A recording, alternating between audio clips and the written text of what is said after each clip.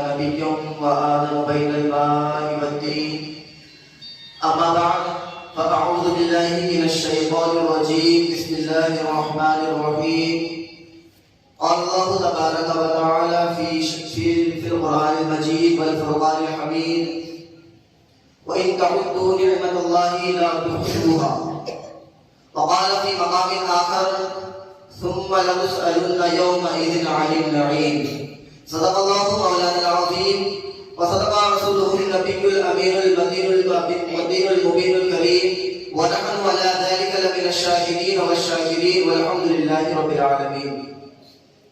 تمام حمد و ثنا تعریف و توصیف اللہ جل مجدہ الکریم کی ذات مبارکات کے لیے جو خالق کائنات بھی ہے اور مالک شخصیات بھی.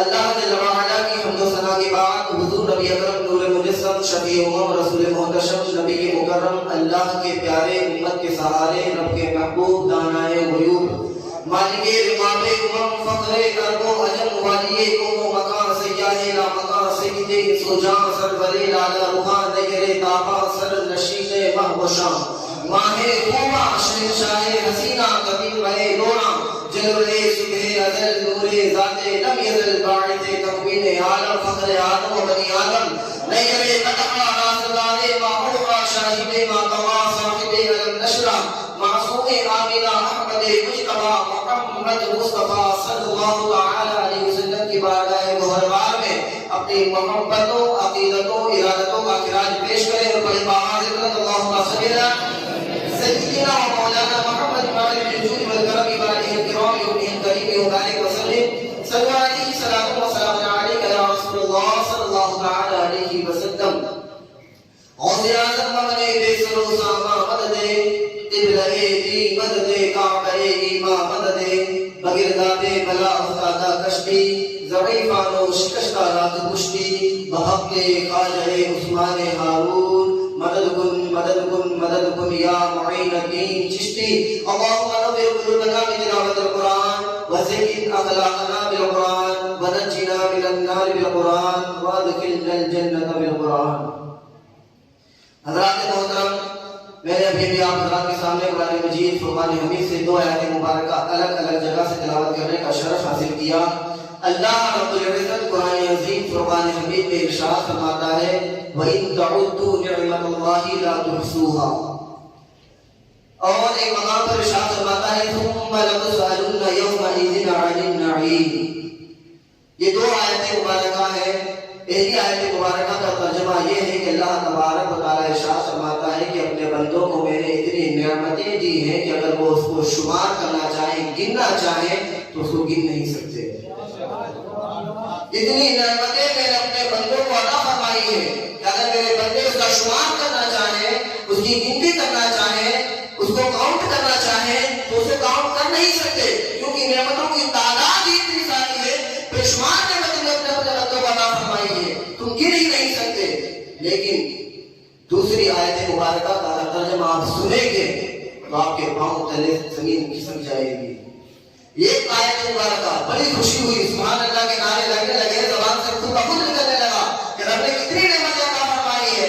لیکن آگے ساتھ فرماتا ہے ثم لتسألن یومئذ عن النعیم. میرے بندے میں نے تجھے نعمتیں تو بے شمار دی ہیں لیکن ہر ایک نعمت کا سوال میں کل قیامت کے دن کرنے والا ہوں. ہر ایک نعمت کے بارے میں پوچھا جائے گا، سوال کیا جائے گا. حدیث پاک میں آیا ہے کہ جب تک قیامت کے دن جب تک بندے سے یہ 5 سوال نہ کر لیے جائیں بندے کو سامنے سے ہٹنے نہیں دیا جائے گا، قدم پیچھے کرنے نہیں دیا جائے گا. یہیں کھڑے رہو، ان 5 سوال کے جواب دینا ہی دینا ہے تو پر لازم اور ضروری ہے. سب سے پہلا سوال ہوگا کہ تمہیں جو زندگی دی گئی تھی یہ زندگی تم نے کہاں بسر کی اور کیسے بسر کی؟ بتاؤ، ہے ہمارے پاس کوئی جواب کہ ہم نے اپنی زندگی کو کیسے بسر کیا؟ جو زندگی ہے رب کی سب سے عظیم نعمت ہے بندے کے پاس. اسی ایک سوال کا جواب ہم نہیں دے پائیں گے اور وہیں کھڑے کے کھڑے رہ جائیں گے.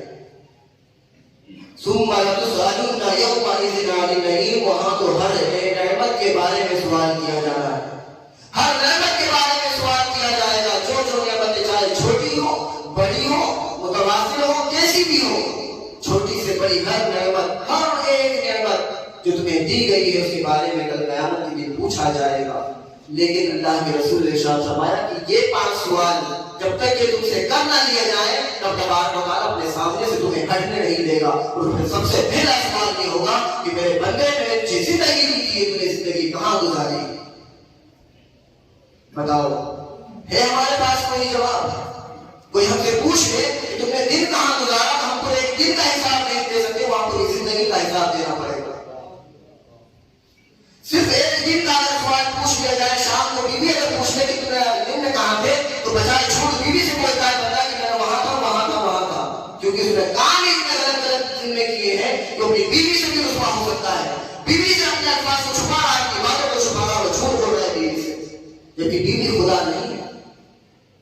بیوی کو سچ نہیں بتا سکتا, اپنا دن کا بایوڈاٹا نہیں بتا سکتا انسان. اتنا گنہگار اتنے گناہوں کے دلدل میں پھنس چکا ہے. صبح ہوتی ہی جب فون آتا ہے نا, فون سے شروعات ہوتی ہے بندے کی جھوٹ سے کہ میں اٹھ چکا ہوں, حالانکہ وہ بستر پر ہی پڑا ہوا ہے. وہ اپنے بندے سے, اپنے کاروباری بندے سے بولتا ہے کہ میں اٹھ چکا ہوں. شروعات حضرت نے خود گناہوں سے کی ہے, جھوٹ سے کی. وہ دن بھر میں نہ جانے کتنے گناہ کرتے ہیں, ہمیں اس کا حساب ہی نہیں معلوم ہے, جیتتے بھی نہیں ہیں. تو گناہوں کا ہمیں پتہ بھی نہیں کہ جو میں کر رہا ہوں یہ گناہ ہے, معلوم ہی نہیں ہے. ایسے ایسے گناہ ہم کر گزرتے ہیں دن میں. صرف ایک دن کا حساب ہم گھر والوں کو نہیں دے سکتے, تو بتاؤ کل قیامت کے دن پوری زندگی کا حساب رب تبارک و تعالیٰ کو کیسے دو؟ ایک دن کا حساب اپنی بیوی کو نہیں دے سکتے, رب کو کیسے دو گے پوری زندگی کا حساب؟ اور دینا پڑے گا. وہ رب فرماتا ہے کہ میں اپنے بندے سے پوری زندگی کا حساب لے کر رہوں گا, اپنے سامنے سے ہٹنے نہیں دوں گا.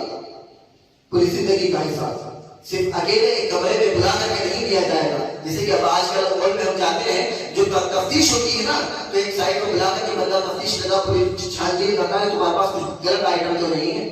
ویسے لیڈیزوں کی ہوتی ہے, تو ایک تنہائی میں کمرہ بنا ہوتا ہے, اس میں لے جا کر کے اس کی چھان نہیں کی جاتی ہے کہ کچھ غلط کام آئٹم تو نہیں رکھا ہوا. لیکن وہاں ایسی تفتیش نہیں ہوگی. وہاں اولین بھی ہوں گے, آخرین بھی ہوں گے. یعنی دنیا جب سے بنی ہے اور کل قیامت تک کے جتنے لوگ پیدا ہوں گے, سارے لوگ وہاں پر موجود ہوں گے. تمہیں تمہارا نام اعمال پڑھ کر کے سدھارنا پڑے گا, پوری زندگی کا بایوڈاٹا. لیکن ہم ڈرتے ہی نہیں نا, ہمیں تو کوئی فکر ہی نہیں ہے. آج بندہ ہم سے نہیں ڈر رہا ہے. اگر بندے آج ہمیں نہ جانے کتنی کتابیں پڑھی ہیں, نہ جانے کتنی باتیں اپنے بزرگوں سے سن لی ہے, اس کے باوجود ہم نصیحت حاصل نہیں کرتے. اگر صرف ایک جملہ اگر ہم اپنے ذہن میں بٹھا دیں کہ میرا رب دیکھ رہا ہے, تو بندہ کبھی گناہ کرے گا ہی نہیں.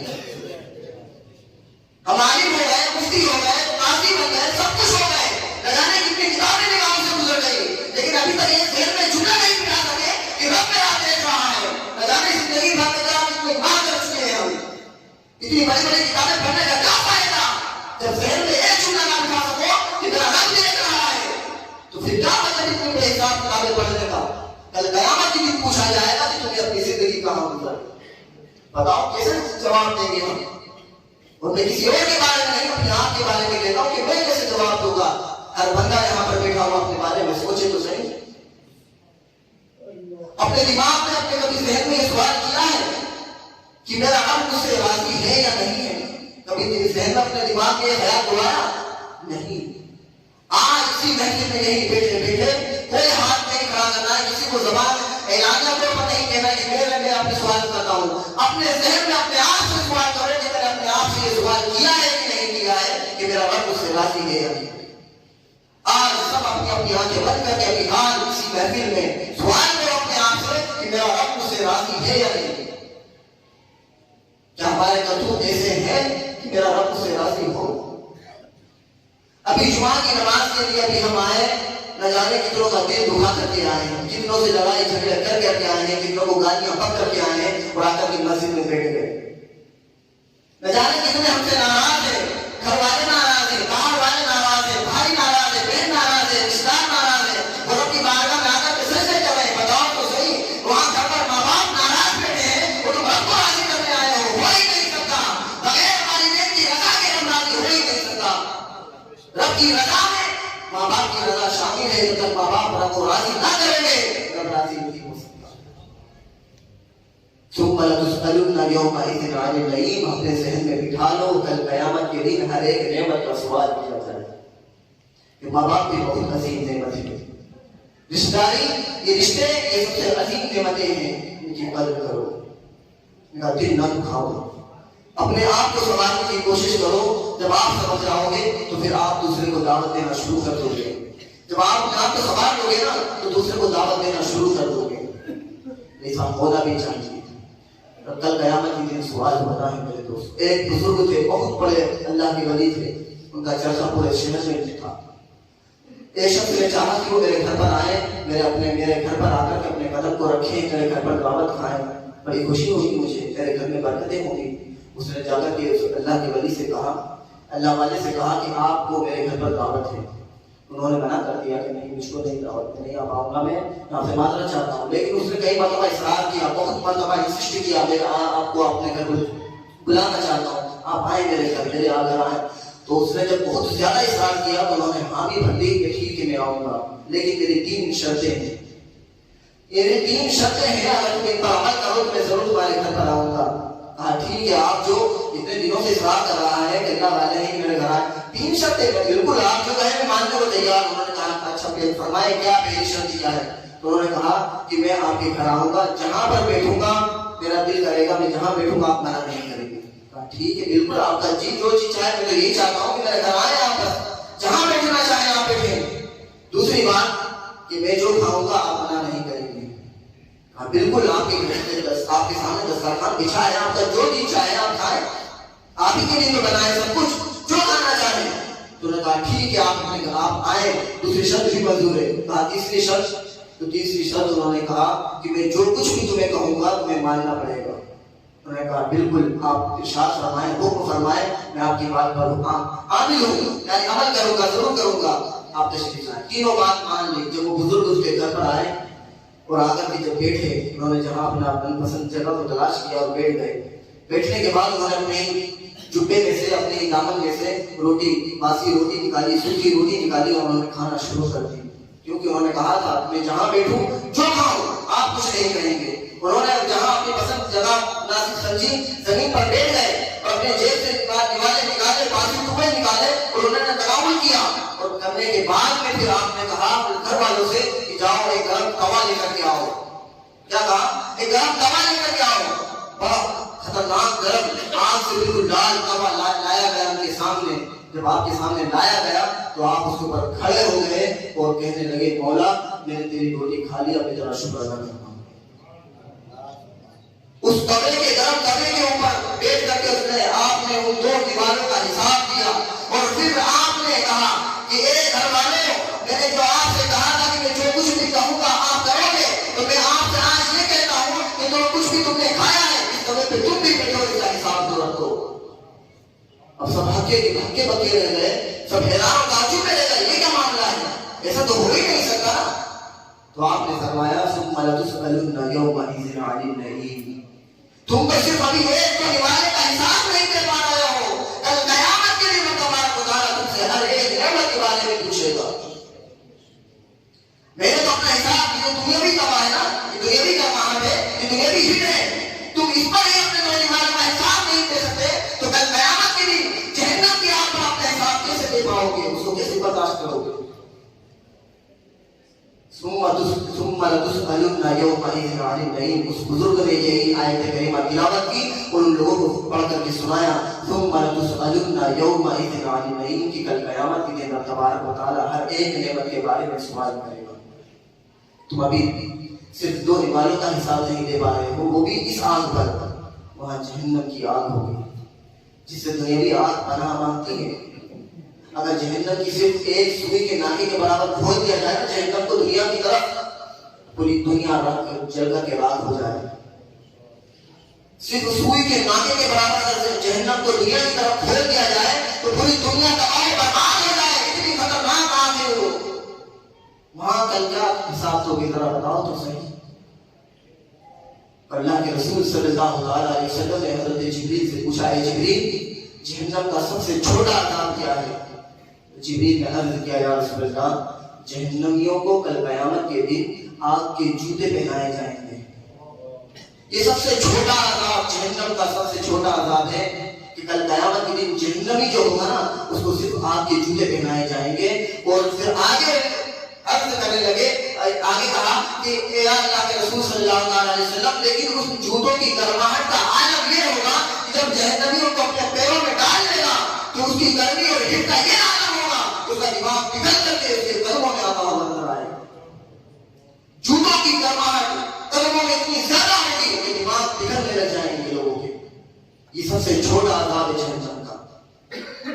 آج سب کچھ بھول بیٹھے دنیا کی محبت میں، کسی کو کچھ نہیں پاس تھا کسی چیز کا، نہ چھوٹے کو فکر ہے کہ یہ میرا بڑا بھائی ہے، نہ بڑے کو کوئی خبر ہے کہ یہ میرا چھوٹا ہے. کیوں نہیں؟ دنیا میں اسی لیے آئے ہیں. ارے ماں کے پیٹ سے کا زمین جائیداد لے کر کے آئے تھے؟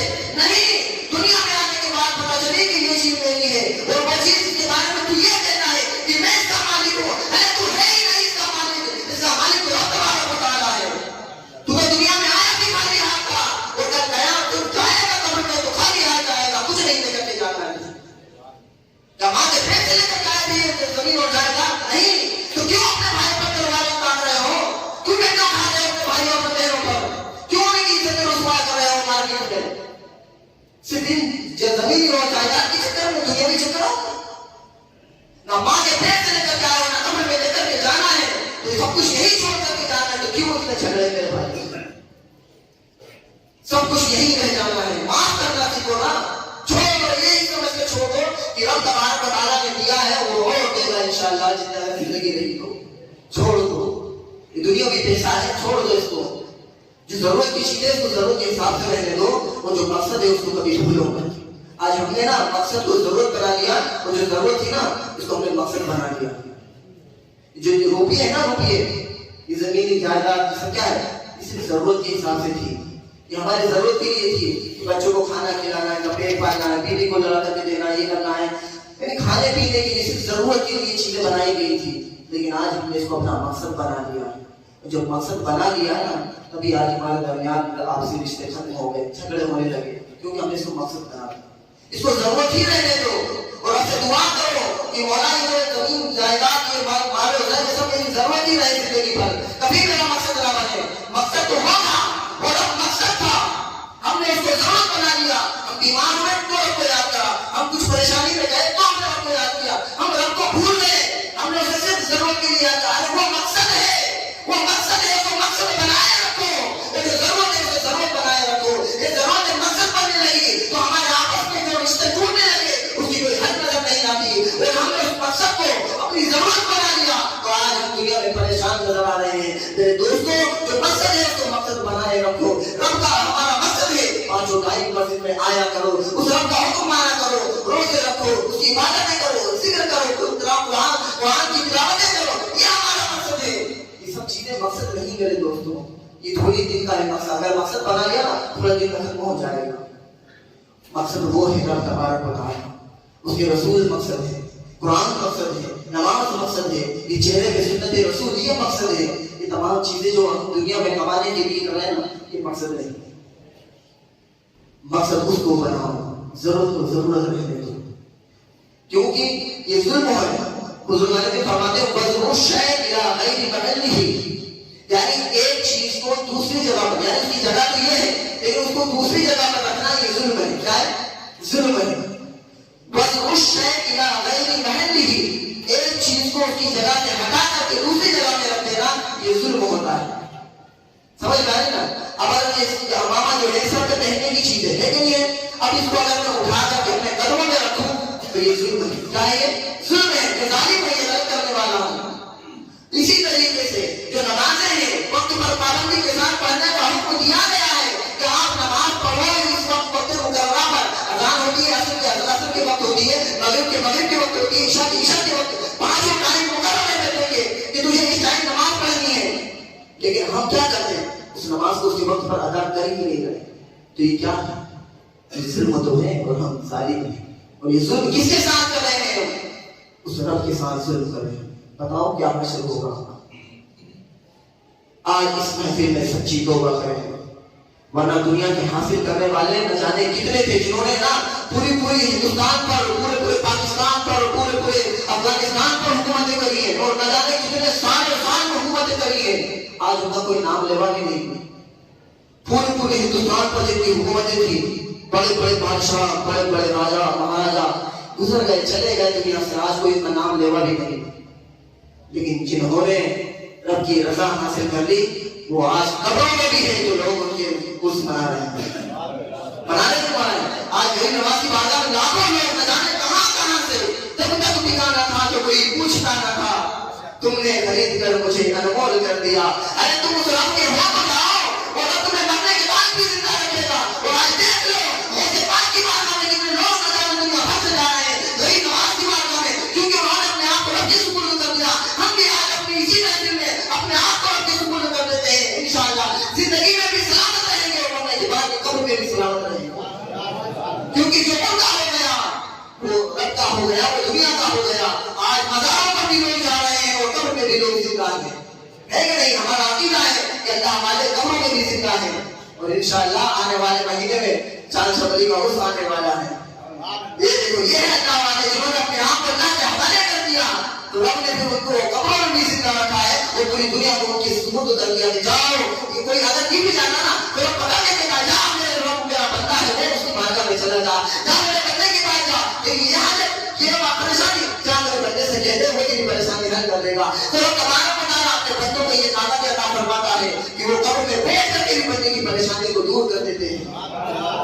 تو یہ وہ لوگ ہیں جنہوں نے اپنے آپ کو رب کے حوالے کر دیا تھا، جنہوں نے رب کی رضا حاصل کی زندگی میں، تو رب تبارک و تعالیٰ انہیں قبر میں بھی زندہ رکھ رہا ہے۔ تو ہمیں چاہیے کہ ہم اپنی زندگی کو رب کے حوالے کر دیں۔ مولا تو نے زندگی دی ہے، یہ تیری زندگی ہے، ہم تیرے حوالے کرتے ہیں۔ رسول کی زندگی ہم کے صدقے میں ملی ہے، یہ زندگی آپ ان کے حوالے کرتے ہیں۔ رسول کی زندگی رسول کے حوالے کرتے ہیں، کیونکہ جو چیز جس کی ہوتی ہے وہ اسی کے ہاتھ میں رہے تو اچھی رہتی ہے، ورنہ جہاں اگر غیر جگہ پر چلی جائے ظلم ہو جاتا ہے۔ تو اللہ تبارک و تعالیٰ ہمیں تمام باتوں پر عمل کرنے کی توفیق عطا فرمائے اور دنیا سے محبت نہ لگانے کی توفیق عطا فرمائے۔ دنیا میں دل لگانا کوئی اچھی بات نہیں میرے دوستوں، دنیا دار چلے گئے، ختم ہو گئے، نام لیوا نہیں کوئی ان کا۔ تو ہمیں چاہیے کہ ہم رب اور رسول کے ہو جائیں دنیا کے نام، اور جو چیز مقصد ہے اس کو مقصد بنائے رکھیں، اور جو ضرورت ہے اس کو ضرورت کے حساب سے استعمال کریں بس۔ بہت سارے لوگ تو کہتے ہیں نا کہ پیسہ تو ہاتھ کا میل ہے، پیسے کو مثال بھی نہیں، اگزامپل بھی دیا تو کس سے دیا؟ میل سے، گندگی سے دیا ہے۔ تو کیوں نہ ہم سے گندگی ہی سمجھیں، زیادہ دیر تک اسے دل نہ لگائیں، صرف ضرورت کے لیے استعمال کریں اس کو، اسے بھول جائیں، جیسے اذان ہو تو مسجد کی طرف لوٹ آئیں کہ یہی اصل مقصد ہے، اور سنت رسول اپنے چہروں پر سجائیں،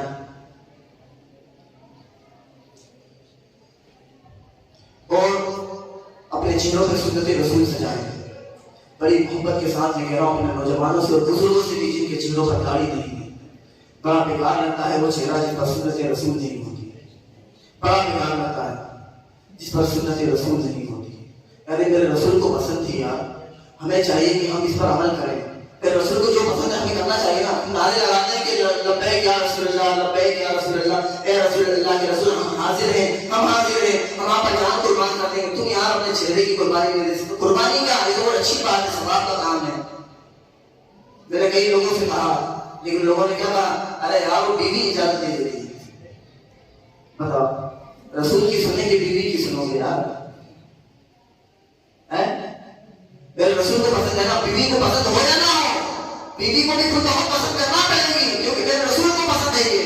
تو آپ چہرے پہ رکھ کر کے دیکھو تو صحیح، اس سے چہرہ خوبصورت نظر آتا ہے، اور اس سے لوگوں کے دلوں میں ہیبت پیدا ہوگی مسلمانوں کی کہ آپ چہرے پہ داڑھی کہیں تو مسلمان آ رہا ہے، سامنے والا ڈر جاتا ہے۔ تو آپ کو یہ چہرے پہ سنت رسول سجانا ہے انشاءاللہ۔ سجائیں گے کہ نہیں سجائیں گے؟ جو لوگ کہتے ہیں بیوی کے کہنے پر آج بیوی کی بات نہیں مانیں گے، رسول کی بات مانیں گے، مانیں گے نہیں مانیں گے؟ انشاءاللہ رسول کو پسند کرے گا۔ صحابی رسول سے ہم سیکھے تو صحیح کہ رسول کو کیا کیا پسند ہے۔ ایک مرتبہ اللہ کے رسول گزر رہے تھے، آپ نے ایک مکان بنا ہوا دیکھا تو آپ نے اس کی طرف دیکھا اور نظر پھیر لی۔ ساتھ لوگ صحابی رسول کی تھے، انہوں نے دیکھا کہ اللہ کے رسول نے فلاں مکان بن ہی رہا تھا، مطلب نیا مکان بن ہی رہا تھا، ایئر پوزیشن پہ سب ختم ہو رہی تھی کہ بن رہا مکمل ہونے والا ہے، لیکن اللہ کے رسول کا گزر ہوا، آپ نے دیکھا اور دیکھتے سے ہی اس مکان کو دیکھا اور نظر پھیر لی، وہ چلے گئے۔ ساتھ میں صحابی رسول بھی تھے. انہوں نے جا کر کے اس مکان والی سے کہا کہ یار تیرا مکان اللہ کے رسول نے دیکھا, وہ دیکھ کر کے نظر پھیر لی, شاید اللہ کے رسول کو پسند نہیں آیا.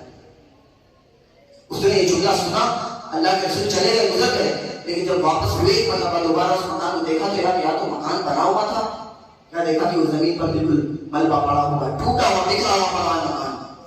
پوچھا صحابیوں سے پوچھا ہے میرے صحابی, یہاں تو بڑا اچھا مکان بنا ہوا تھا, وہ بنا ہی رہا تھا کہ تقریباً ابھی نیا نیا ہی بنا تھا, یہ ٹوٹ کیسے گیا, زمین پیش کیسے ہو گیا؟ تو صحابیوں نے کہا اللہ کے رسول آپ کو پسند نہیں. کیا فرمایا؟ کیا کہا؟ یہ اللہ کے رسول آپ کو پسند نہیں تھا, اس لیے اس نے اس کو پورے مکان کو توڑ کر بکھیر دیا ہے, کیونکہ آپ کو پسند نہیں تھا. بتاؤ تو صحیح, ہماری کون کون سی چیز اللہ کے رسول کو پسند ہے اور کون کون سی چیز ناپسند ہے؟ جو ہم روزانہ ہر ہفتے باقاعدہ بہت سارے لوگ جمعہ کے دن جاتے ہیں, اتنے مبارک دن اس نائی کے پاس جا کر کے کہتے ہیں کہ ذرا چہرے پہ جو داڑھی آ گئی, بال ربڑ ہو گیا, کاٹ دیں. بتاؤ اتنے مبارک دن میں تم جا کر کے اتنے حرام کام کرتے ہو, کتنے بدبخت ہیں ہم لوگ. سدھار تو پیدا کریں اپنے اندر یار. ویسے تو ہر دن مبارک ہے, ہر دن مبارک ہے, لیکن یہ جو جمعہ ہے نا, جمعہ یہ تمام دنوں کا سردار ہے, سید الایام کہا گیا.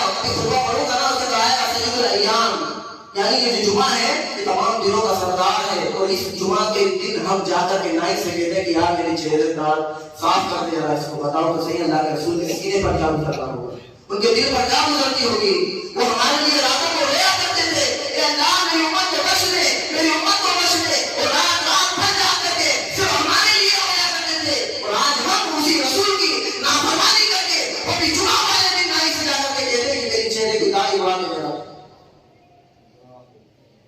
وہ رسول جنہوں نے رات ہمارے لیے گزار دی, یہاں تک کہ کتابوں میں آیا ہے کہ اللہ کے رسول کے پیروں پر سوجن آ جایا کرتا تھا, اتنی رات جاگا کرتے تھے اللہ کے رسول.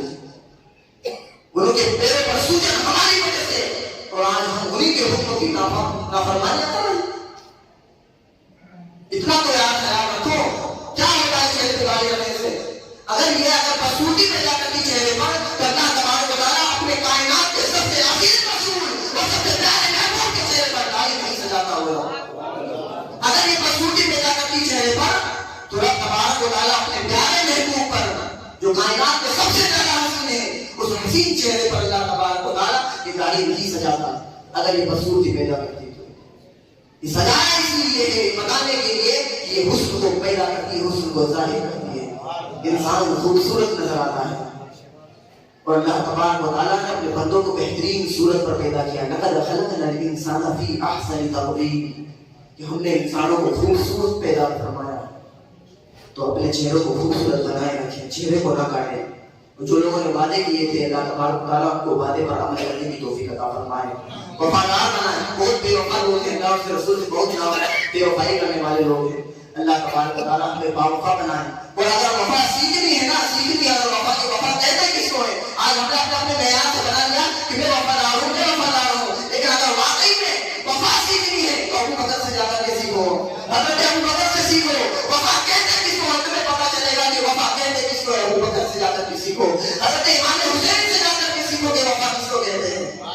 انشاءاللہ ہم کی باتوں پر عمل کریں گے اور اپنے وعدے کو نبھائیں گے. اللہ تبارک و تعالیٰ ہمیں کی توفیق عطا فرمائے. وآخر دعوانا الحمدللہ رب العالمین.